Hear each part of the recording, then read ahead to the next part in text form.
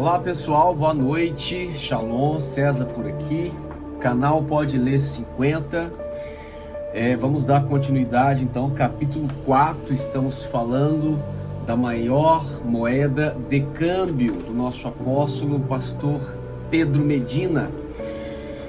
Já oramos, já chamamos a presença de Deus para esse lugar, vamos dar início então. Esse capítulo 4 tem apenas 4 tópicos, creio eu que vai levar aí uns 20 minutos, talvez menos do que isso. Vamos lá? Estão preparados? Capítulo 4, os sabotadores da fé. Existem várias emoções ou sentimentos em nossas vidas que sabotam nossa fé, que reduzem nosso ânimo, que nos impedem de crer que merecemos e podemos alcançar o melhor. Para seguir crescendo em fé, necessitamos confrontar alguns dos principais sabotadores da fé. A fonte de sua vida é seu coração. Se seu coração está saudável, com certeza sua vida será feliz e exitosa. Mas se seu coração está ferido ou doente, você não conseguirá viver seu potencial. O sucesso é muito mais que dinheiro ou liberdade financeira. O sucesso consiste em alcançar aquilo que você se propõe a alcançar e desfrutar tanto no processo como no resultado. A palavra de Deus apresenta isso da seguinte maneira. 3 João 1:2. Amado, desejo que te vá bem em todas as coisas e que tenhas saúde, assim como vai a tua alma, assim como bem vai a tua alma. 3 João 1:2. Este versículo deixa claro que Deus quer que estejamos bem, que tenhamos sucesso em tudo, mas também deixa claro que tudo isto é possível na medida que a nossa alma esteja bem. Se cuidássemos de nossas emoções, assim como cuidamos de nossa vida financeira ou de nosso corpo, com certeza seríamos muito bem mais sucedidos. Nosso mundo exterior é muito menos complexo que o nosso mundo interior. As bases para tudo que iremos produzir em nossa vida se formam em nossos pensamentos, em nossas emoções. As pessoas de sucesso são aquelas que têm aprendido a eliminar as emoções tóxicas, a sarar as feridas e fazer gestão de seu mundo interior. As pessoas de sucesso são aquelas que se autoexaminam interiormente. São aquelas que estudam o que sentem, o que pensam e por que fazem o que fazem e pensam o que pensam. Da mesma forma que você terá um rendimento físico fraco se você está doente ou ferido, assim acontecerá em todas as outras áreas de sua vida se a sua alma está ferida ou doente. Para que sua vida relacionamentos, trabalho e tudo que você faz prospere, a sua alma deve prosperar. Sabotador número 1. Título: O passado sem superar. Todos temos vivido coisas boas e más em nosso passado. Carregamos lembranças que nos levantam emocionalmente e lembranças que nos entristecem. Alguém já disse que se você não procurar sarar seu passado, você está condenado a repeti-lo. Um dos principais sabotadores da fé é o passado sem superar. A fé tem tudo a ver com o futuro e nada a ver com o passado. A fé é a certeza de um futuro abençoado e próspero. No entanto, milhões de pessoas não conseguem ter, pois são incapazes de olhar para o futuro, porque têm ficado presas em seu passado, vivendo e revivendo algumas situações, tragédias, perda ou mesmo o sucesso do passado. Uma maneira de você saber se está preso no passado é sondar o mundo de seus pensamentos e perguntar: passo a maior parte do tempo pensando nas coisas que vou alcançar no futuro ou pensando em alguns acontecimentos do passado? Sinto fortes emoções quando menciono algo ou alguém do passado. Também podemos perceber se estamos presos no passado, analisando o nosso diálogo interno com nós mesmos continuamente sobre aquilo que ocorreu no passado e ensaiamos a situação novamente e novamente. Algumas lembranças do nosso passado são tão vivas que brincam com nossas emoções de tal forma que parece que estamos vivendo novamente aqueles acontecimentos. Muitas pessoas deixam sem encerrar alguns assuntos no passado, por isso têm dificuldades em avançar. Seu olhar está no passado, tornando-se quase impossível ir adiante. É impossível ter fé para grandes conquistas se estamos olhando para trás. Devemos dirigir a vida como um carro. Dirigimos olhando através do enorme para-brisa, mas damos pequenas e curtas olhadas no retrovisor para evitar acidentes. O para-brisa representa nosso olhar em direção ao futuro. E o retrovisor, nosso olhar em direção ao passado. Olhar para o passado deve ser de maneira curta e rápida para evitar acidentes no futuro e não repetir erros.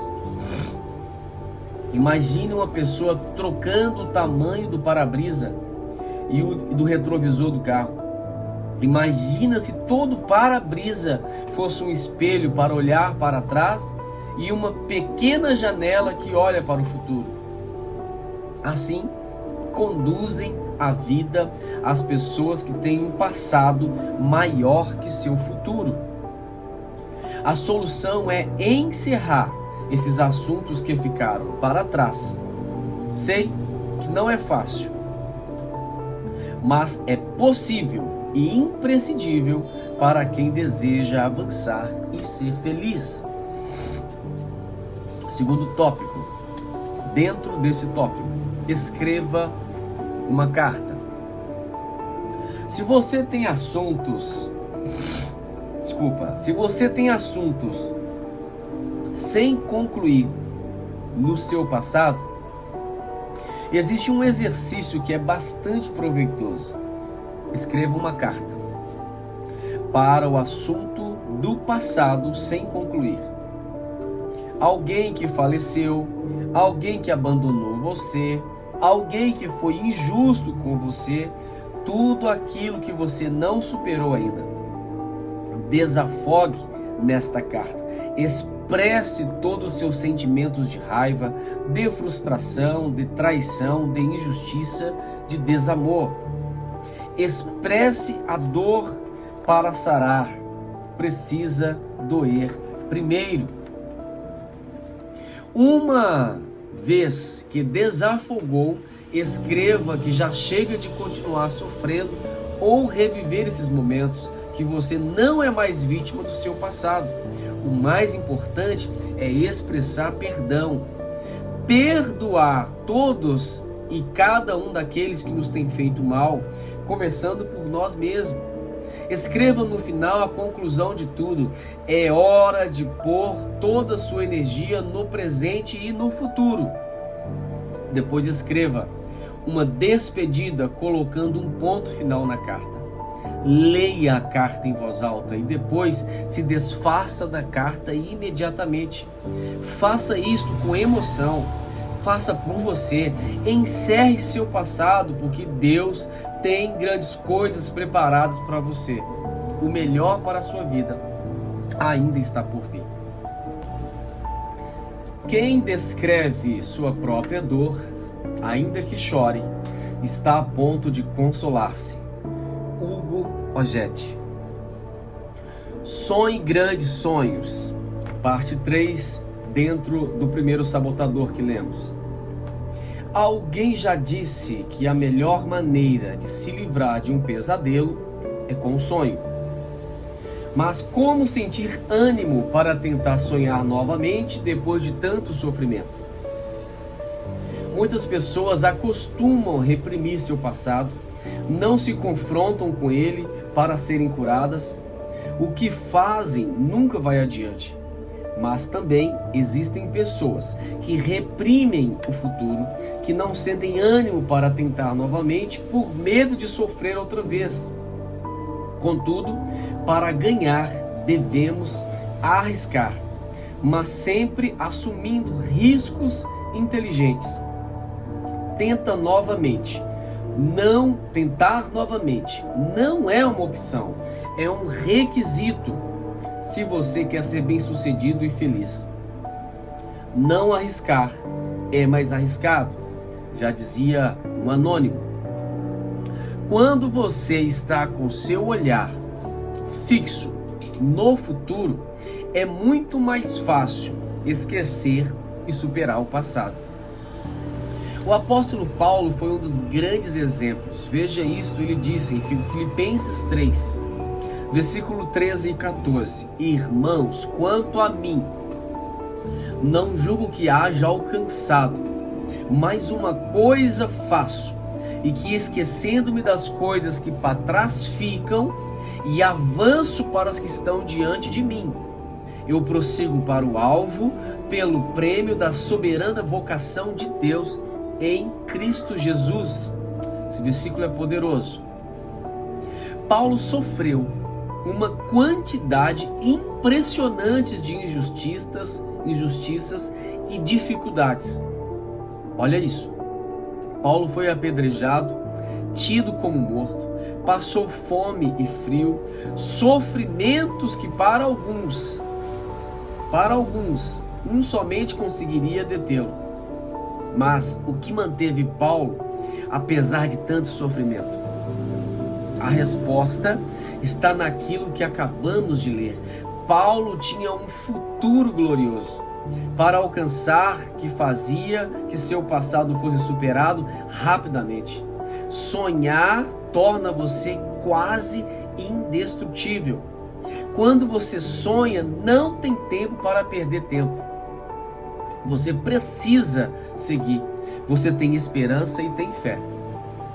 Quando você sonha, supera o passado, se converte em um estilo de vida. O perdão sempre está presente e você não guarda pensamentos de vítima. Uau!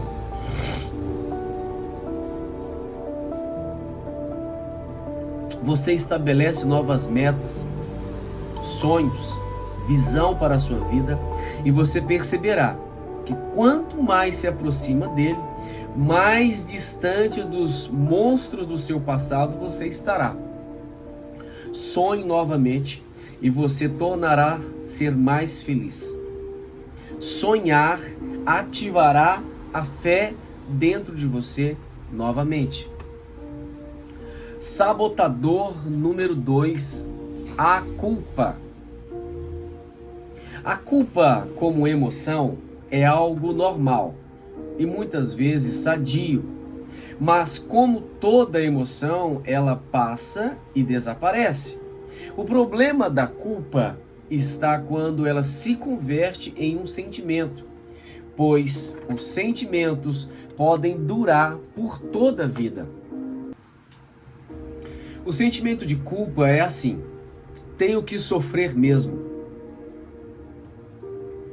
Eu mereço sofrer. é repreensão ou rixa contra nós mesmos pelo que fizemos de errado, pelo que deixamos de fazer ou porque não atingimos determinado ideal. Uma pessoa com sentimento de culpa não pode ter fé, porque a culpa lhe diz justamente o contrário. A fé diz para você que você merece o melhor, enquanto a culpa diz para você que não merece nada de bom. Privação e autoestima é o resultado da culpa e é completamente incompatível com a fé.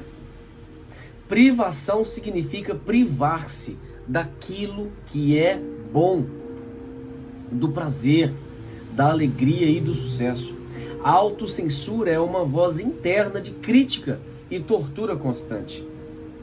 Observamos a origem do sentimento de culpa. Existem dois tipos de culpa: a imaginária ou a fictícia e a culpa real. Ambas são bastante destrutivas. A culpa imaginária aparece quando nos culpamos por um evento que não conseguimos controlar. O sentimento de culpa imaginária pode se originar por diferentes razões. A primeira razão seria por crescer em um ambiente emocionalmente tóxico. A família costuma ser a fonte principal deste problema. Talvez você viveu toda a vida com pessoas que lançavam a culpa sobre você.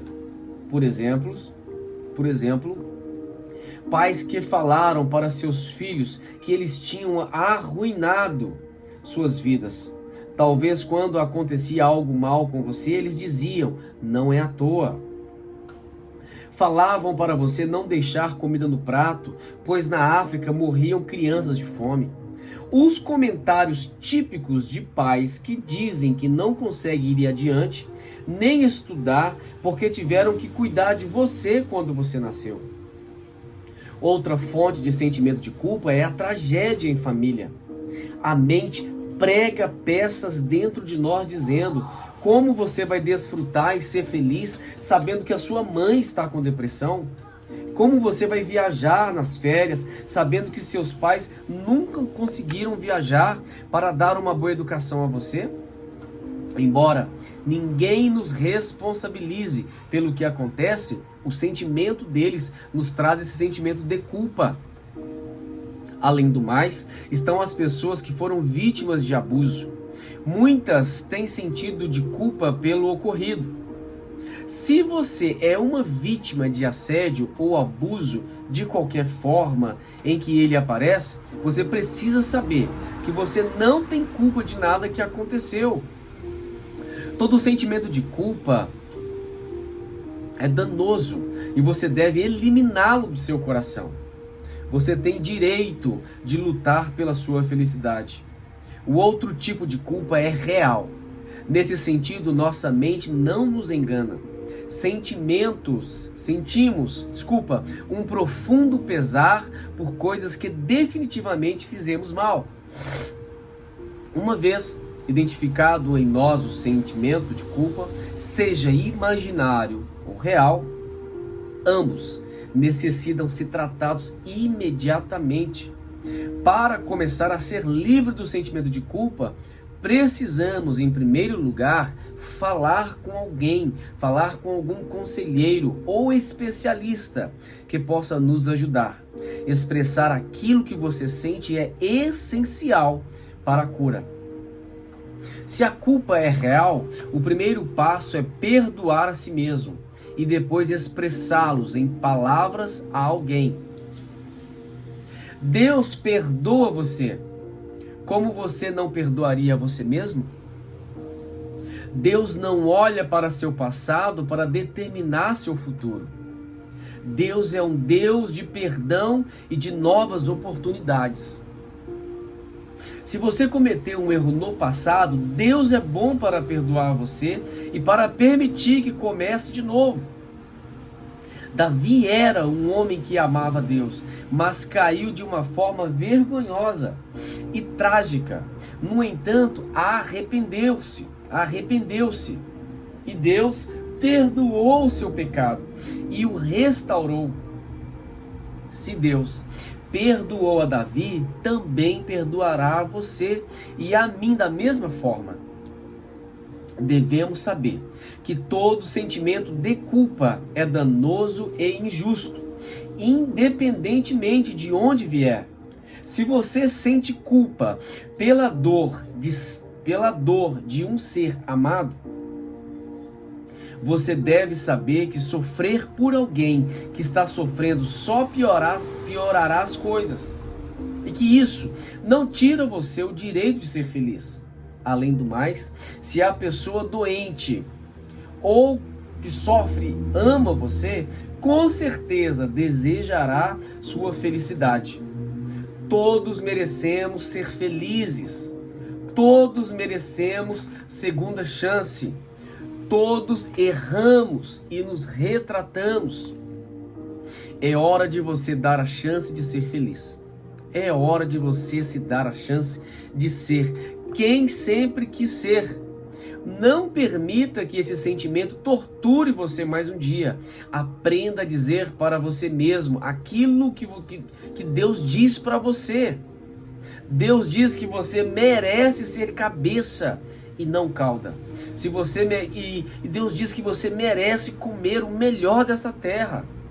Que você merece que tudo que faça saia bem. Você tem a aprovação e o consentimento de Deus para ser feliz e para prosperar. Não permita que nada nem ninguém diga o contrário. Aleluia. As pessoas de fé são pessoas saudáveis emocionalmente. São pessoas que têm conseguido administrar seus sentimentos e emoções com maturidade. Para ter fé, você precisará aprender o valor do perdão e esforçar-se a cada dia a cuidar de seu coração, para que não se contamine com nenhum sentimento tóxico. Do coração emana a vida, e no coração é onde nasce a fé. Se você cuida de seu coração e o mantém saudável, será um lugar onde a fé poderá crescer. Uau! Esse foi o final do capítulo 4. Capítulo poderosíssimo, que fala sobre os sabotadores da fé. Então, te convido a reler esse capítulo novamente, se isso falou ao teu espírito, se algum desses sabotadores tem impedido você de ser feliz e de buscar no Senhor e de alcançar do Senhor as promessas que Ele já prometeu. Amém? Vai lá, por gentileza, no nosso comentário, comente, fale o que você achou do capítulo 4. Compartilhe esse canal para alguém, dê um like, isso vai ajudar bastante esse canal aqui a nos enviar para outras pessoas. Amém? Deus abençoe a sua vida, fica com Deus. Esse canal se chama Pode Ler 50. Vamos para as leituras! Desperte! Deus é contigo. Daqui a pouco vamos para o capítulo 5. Fica ligado. Deus abençoe vocês. Tchau.